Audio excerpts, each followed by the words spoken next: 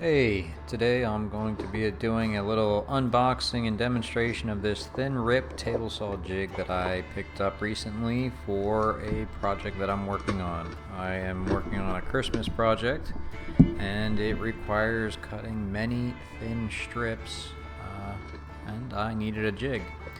So I looked online and found many offerings and finally settled on this from Amazon.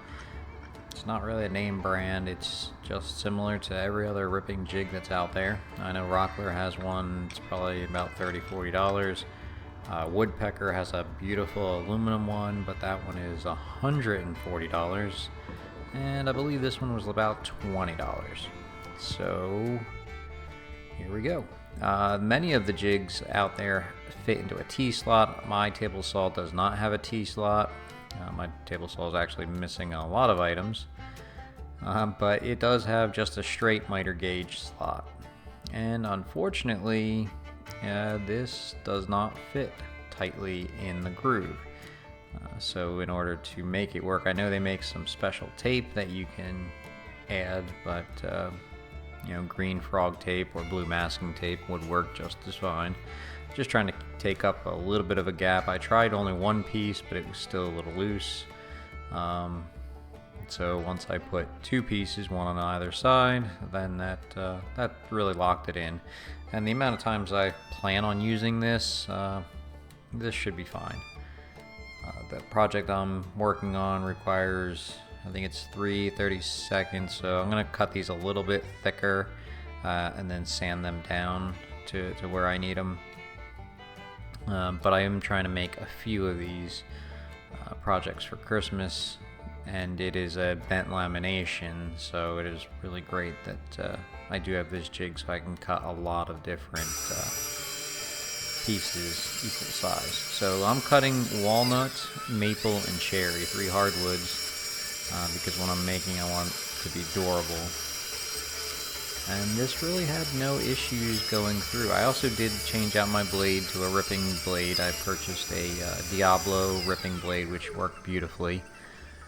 It cut through without burning or anything like that. It did bog down the saw a little bit when it came to the maple. But hopefully you guys appreciate this, showing this jig in action. I did cut, I don't know, 40–50 strips on this using this jig. So basically you're taking your waste, which is on the other side of the fence, so you constantly will have to move your fence closer, which for me is a little annoying because my fence for this table saw is just C-clamped down to the table because I don't have the rails. I just have this beautiful fence but no rail system, so I'm not sure if I'm going to make a rail system or buy something. But if you are looking to cut a lot of thin strips and you have a project that requires it, don't feel like you have to go out and buy a $140 jig, especially when the jig is just aluminum with a little locking clamp and a ball bearing.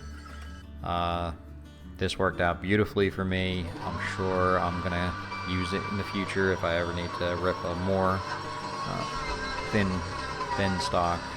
It was easy to set up. It's very easy to use, and I was pleased with it.